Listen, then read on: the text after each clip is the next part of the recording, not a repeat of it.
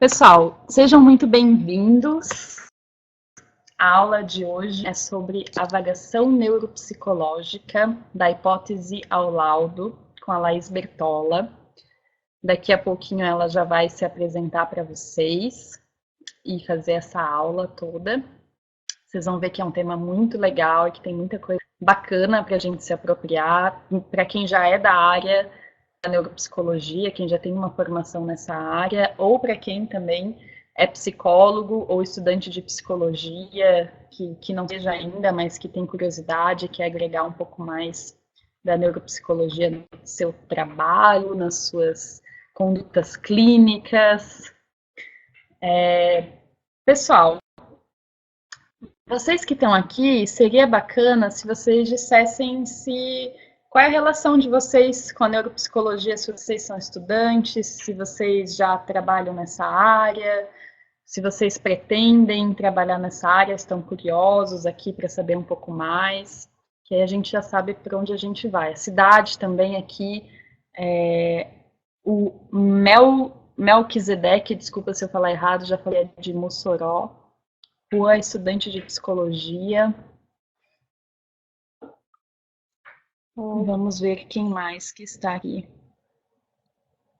Eu estou em Santa Catarina, gente, também sou psicóloga. Meu nome é Dayana Halber, sou editora da Academia do Psicólogo. Eu nem me apresentei, né?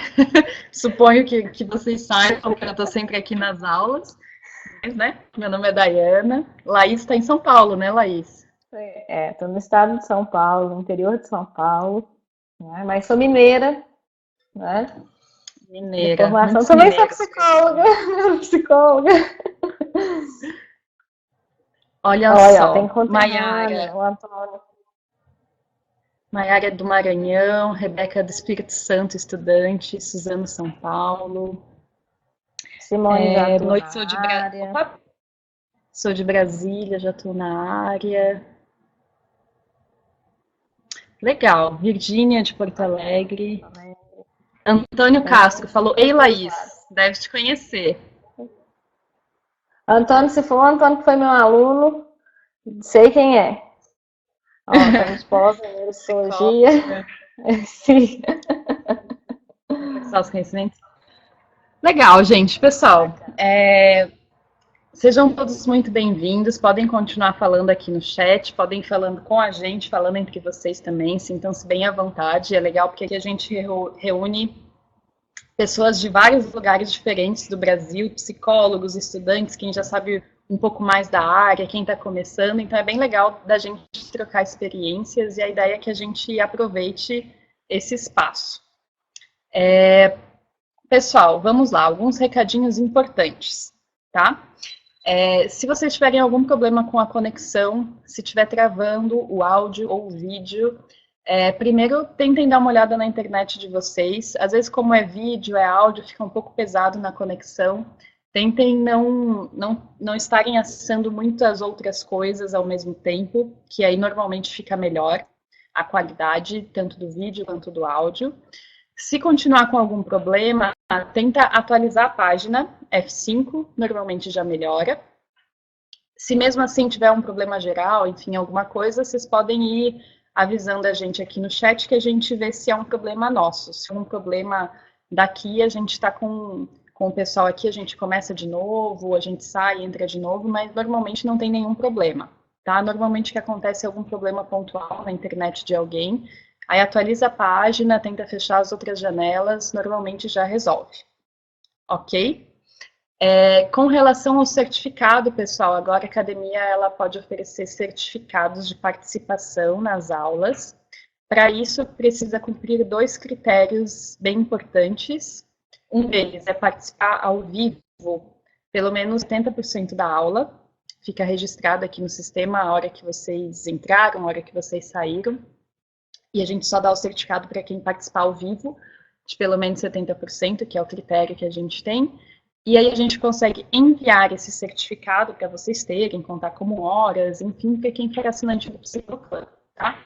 Normalmente todos os eventos que são aulas que a gente faz aqui no Psicoclub, a gente tem feito isso, né? Porque aí é uma forma da gente também já contribuir, principalmente para quem é estudante, precisa fazer aquelas horas complementares, alguma coisa assim, a gente já troca esses conhecimentos e vai cada vez transformando mais essa troca numa uma coisa mais formal que vocês podem utilizar também.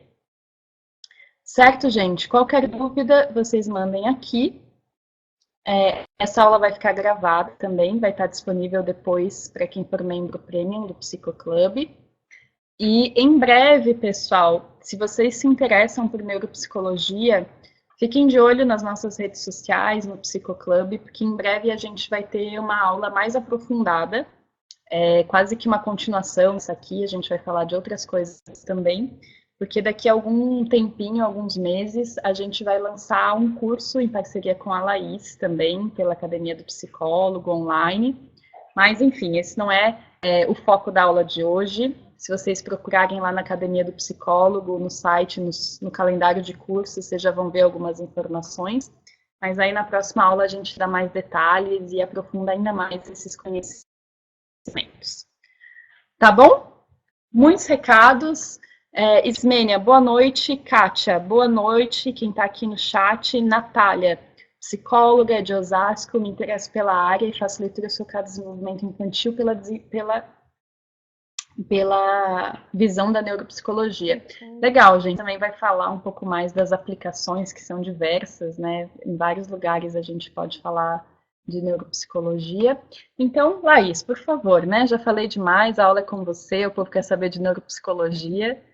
Então, boa aula, pessoal. Daqui a pouco eu volto para a gente trocar mais um pouquinho. E agora é com a Laís. Boa aula, Laís. Obrigada, Boa aula, Daiane. gente. Obrigada. Então, boa noite, pessoal. Né, assim, muito obrigada primeiro pelo interesse de vocês, né, de disponibilizarem um tempinho aí para virem assistir essa aula sobre avaliação neuropsicológica. Né? A gente já fez uma primeira aula um pouco falando sobre a atuação da neuropsicologia, né, que área era essa. E a ideia dessa segunda aula era falar um pouquinho da prática da avaliação, né, assim, talvez para clarificar um pouco mais de como funciona o nosso raciocínio, que prática é essa, tá? A gente quer que nessa ideia dessa aula, gente, seja um pouquinho mais de conversa, tá? Assim, eu vou tentar, prometo, ao máximo, conseguir, ao mesmo tempo que eu explico alguma coisa, ficar atenta ao chat. Às vezes eu garro um pouquinho aqui, tá?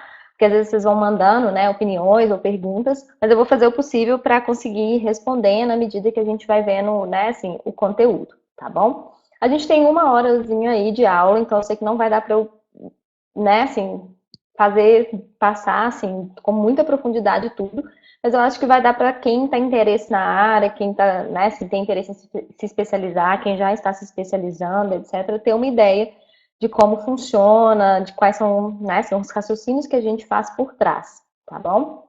Qualquer dúvida, vocês vão me mandando aí e a gente vai conversar, tá bom?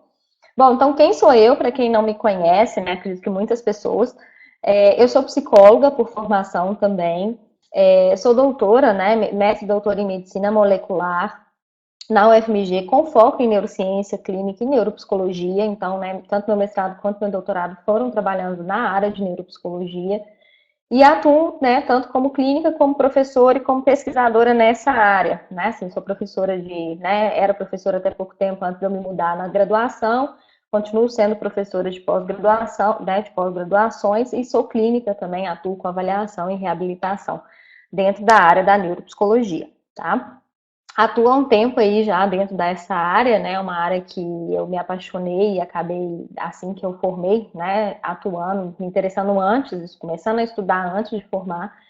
E foi uma paixão à primeira vista. Então, eu sou meio suspeita para falar, tá, gente? Então, quais são os objetivos dessa aula? A gente falar um pouco, conversar um pouco sobre o que é a avaliação neuropsicológica, tá? E qual que é o papel dos laudos, que é uma coisa que vai caminhar, como a Dayana já introduziu, para uma aula mais futura que a gente vai ter daqui a um tempo, tá bom? Que é um produto importante da nossa atuação. Então, eu vou gastar um bom tempo da nossa aula aqui, nessa imagem, nesse slide, né? Acredito que vocês consigam ver o meu mouse. Opa, eu fiz alguma bobagem. Aí. Vocês conseguem ver meu mouse passando em cima? Alguém me dá só um sim ou não? Não? Ah, tá. Acho que agora vocês conseguem. Agora sim, ótimo, consegui acionar ele aqui, então ótimo. Vão acompanhando aí junto comigo então, tá? Bom, só para refrescar, tá, a ideia, para quem tem interesse na área, mas ainda não é, a neuropsicologia é uma área de atuação, né, que tem como fundamentação teórica e atuação clínica e de pesquisa a relação entre o cérebro, a cognição e o comportamento, tá? Então, por cognição, a gente entende todos os processos mentais que a gente realiza para um bom funcionamento no dia a dia, memória, atenção, linguagem, funções executivas. Para quem tiver interesse, tem vários conteúdos sobre cada um desses domínios cognitivos já no canal, né, no Psicoclub, lá no Neurotransmissão. E aí, a gente estuda essa relação. Então, como que a gente estuda essa relação? Dentro da neurociência, tem diversas formas de estudar a relação de funcionamento cerebral com os produtos comportamentais, ou seja, as formas que a gente tem de acessar o funcionamento cerebral. Talvez um dia a gente chegue no ponto de que basta fazer um exame de neuroimagem que a gente vai saber se a pessoa lembrou ou não lembrou de uma informação. Hoje em dia a gente ainda não consegue fazer isso. Então a gente só tem como provar que alguém esqueceu ou lembrou uma informação se a gente colocar a memória, por exemplo, dessa pessoa para funcionar ao vivo, né, numa avaliação, como a gente vai ver, e através do relato que as pessoas trazem na clínica para a gente, tá? Então a gente estuda essa relação. Tem duas principais frentes de atuação, né, dentro da neuropsicologia, pensando de uma forma mais simplista, tá, gente? Mas são duas grandes frentes que normalmente envolvem a avaliação neuropsicológica, que é o que a gente vai conversar, e a reabilitação cognitiva, que é uma forma já de proposta de tratamento não farmacológico, né, da nossa área, obviamente, visando já a melhoria dessa relação aí entre funcionamento cerebral e propostas ou consequências cognitivas e comportamentais, ok? Então, como a gente trabalha nessa interface entre funcionamento cerebral e produto cognitivo comportamental, isso é extremamente importante para o nosso raciocínio clínico, né? Não dá para ser neuropsicólogo se a gente não levar em consideração tanto a parte estrutural quanto a parte de produto, que a gente chama, né, de função. Estrutura, função. É o que a gente usa esse termo muito na nossa área. Estrutura para se referir às regiões ou neurotransmissão, comunicação entre regiões cerebrais, etc. E funcionamento para se referir, né, principalmente a funcionamentos cognitivos e manifestações comportamentais, humor, etc. Tá bom? Ok? Então, pensando nessa lógica, tá? O nosso produto de avaliação, a ideia de uma avaliação, ela vem com o objetivo, antes de mais nada, de fazer um perfil, tá? Cognitivo e comportamental de uma pessoa. O que é isso, Laís? O que é fazer um perfil? Então, antes de mais nada, tá? A nossa obrigação como um avaliador, ok? É fazer uma leitura de como que essa pessoa funciona.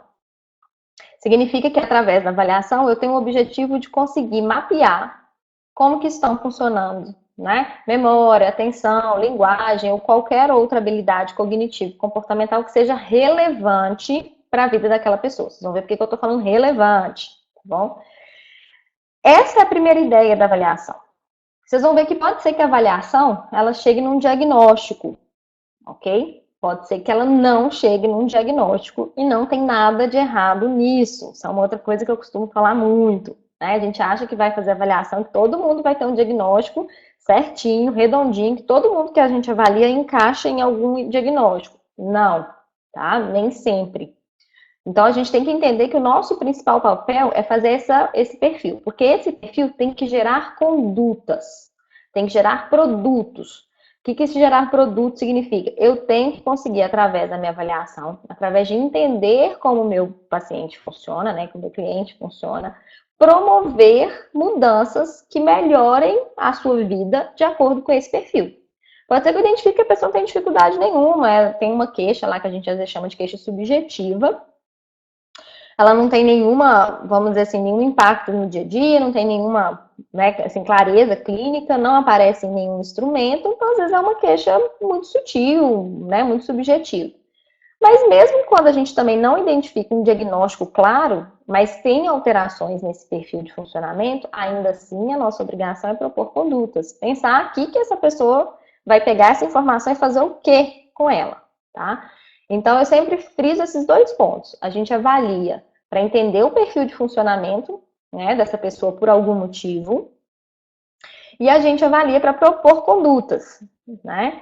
Então, eu tenho que saber o que eu quero com esse perfil, como que eu vou extrair esse perfil, por que eu vou extrair esse perfil, e eu tenho que saber o que eu vou propor com base nesse perfil para ter feito uma boa avaliação, tá bom?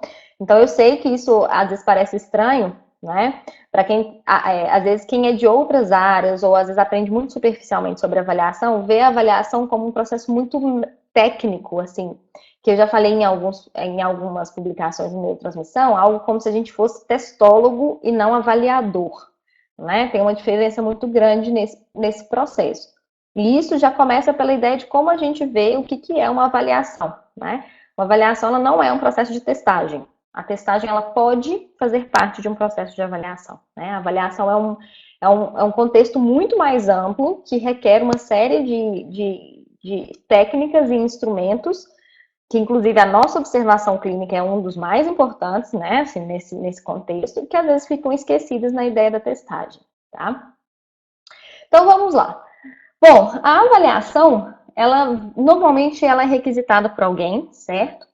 Eu digo alguém, assim, algum outro profissional da saúde ou da educação, né? É muito raro, como a gente já conversou algumas vezes, de a pessoa bater na nossa porta e falar, eu quero fazer uma avaliação neuropsicológica, né? Isso não é muito frequente, isso acontece, mas, né, assim, a grande demanda que a gente tem hoje é vinda principalmente para quem atender crianças, aí eu vi que algumas pessoas tinham interesse infantil, então essa demanda vem muito, por exemplo, no caso de crianças da escola, às vezes a escola pede para dizer assim, olha, a criança está tendo um comportamento meio diferente do que normalmente é esperado, ou às vezes ela tá mais atrasada, ou com alguma dificuldade específica, então, né, as escolas já têm criado o hábito de encaminhar. Ou às vezes por outros médicos, né, então psiquiatras, neurologistas, geriatras, pediatras, entre outros médicos, às vezes solicitam essa avaliação para ajudar eles na lógica de fazer um raciocínio clínico mais amplo, tá bom? Assim, eles vão lá bater um diagnóstico, martelo final, num diagnóstico mais global, e a gente vai auxiliar com a parte do diagnóstico específico, né, da nossa parte de perfil cognitivo e comportamental. Exatamente, Fábio, né? Os neurologistas e geriatras solicitam muito para pacientes idosos com queixas cognitivas, perda de memória, né? Às vezes o paciente chega para eles queixando de esquecimento e eles às vezes não têm instrumento, né, assim, na avaliação de rastreio breve que eles fazem, para determinar se aquele esquecimento é um esquecimento que sinaliza uma perda cognitiva sutil, normal para a idade, ou às vezes já uma demência inicial, e porque a gente tem que ir muito além da avaliação da memória no caso de idosos. Então, a gente, às vezes, fazendo essa avaliação, a gente consegue, né, levantar mais informações para responder para esses neurologistas ou geriatras se essa pessoa tem um perfil, né, de envelhecimento normal ou patológico. E aí a gente consegue, muitas vezes, por esse perfil, dizer qual que a gente acha que é a etiologia ou a origem. Pode ser que seja um perfil parecido com Alzheimer, pode ser que seja um perfil parecido com demência por corpos de Levy, ou entre outras características que envolvem não só a cognição, mas toda uma avaliação clínica desse paciente, tá bom, né, desse cliente. Então, a nossa solicitação, normalmente ela é muito diversa, mas boa parte das vezes, ela vem querendo uma resposta, tá, da nossa parte. Seja uma resposta para dizer, você consegue me dizer se essa pessoa encaixa nesse diagnóstico ou não? Por exemplo, estou encaminhando a criança porque eu tenho suspeita de TDAH. Você consegue, com a sua avaliação, dizer que na sua avaliação ela também preenche critérios para TDAH ou para alguma outra, né, condição, comorbidade ou diagnóstico diferencial, que a gente chama? Ou às vezes eles viram e mandam o paciente simplesmente apresenta queixas, por exemplo, de atenção. Eu não tenho uma hipótese clara, não acho que encaixe em nenhum transtorno, mas ele se queixa. Você poderia, por gentileza, avaliar esse perfil para ver se realmente é queixa de atenção, se é o que pode estar causando? Porque às vezes a pessoa vem se queixando de atenção e o problema é nas funções executivas, né? Ou às vezes o problema pode ser de outra ordem, às vezes, né, assim, até tem um impacto na atenção, mas a etiologia talvez é emocional. Então a gente precisa dar uma limpada, né, nesse perfil. Então, sabendo que a nossa aplicação ela vai ser basicamente essa, né, fazer esse perfil e propor condutas, independente do cenário. Então, por exemplo, adultos é mais frequente por causa de transtornos psiquiátricos, ou quadros neurológicos, infelizmente, traumatismo crânioencefálico, acidente vascular encefálico, tá? São coisas que trazem adultos para avaliação. Idosos são muito, né? A queixa mais frequente é por causa de suspeita de envelhecimento patológico, né? Crianças, por exemplo, relacionadas a questões de alterações do desenvolvimento, né? Transtorno do desenvolvimento, transtornos relacionados à aprendizagem, entre outras funções, tá? Então, uma vez que a gente pegou, né? Uma vez que a gente recebeu essa solicitação, né? Vai começar o processo de avaliação. A gente primeiro começa com uma etapa chamada entrevista com o paciente, familiares e outros informantes. Essa etapa é a etapa que a gente chama de coleta de informações, né? É a etapa em que eu vou levantar o máximo de informações que eu puder, né?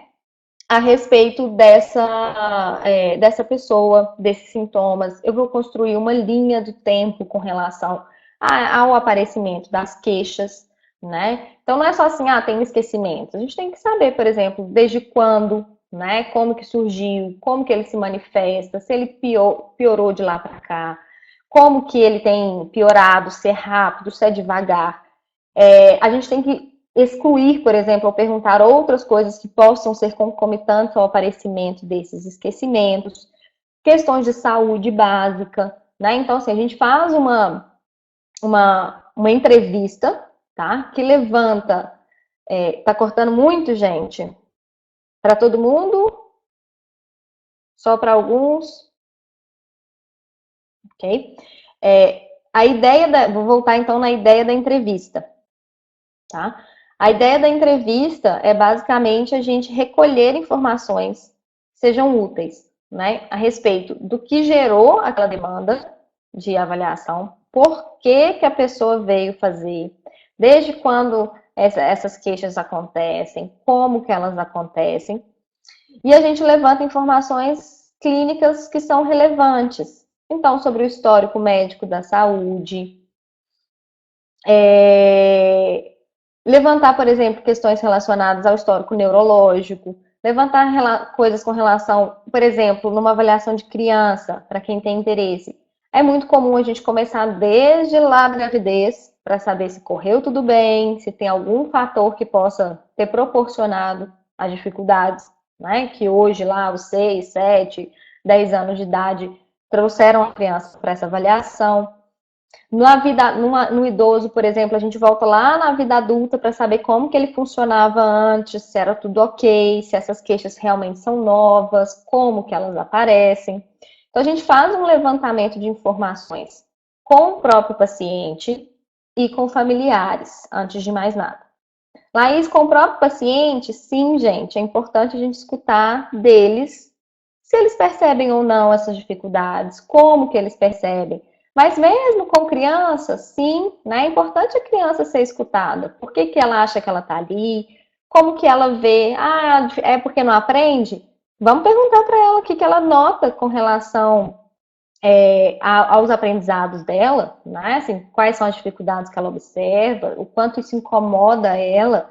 Então é importante a gente fazer esse processo de levantamento. Então, é óbvio que a criança não vai saber, né, responder a respeito da gestação dela, mas, né, isso será importante.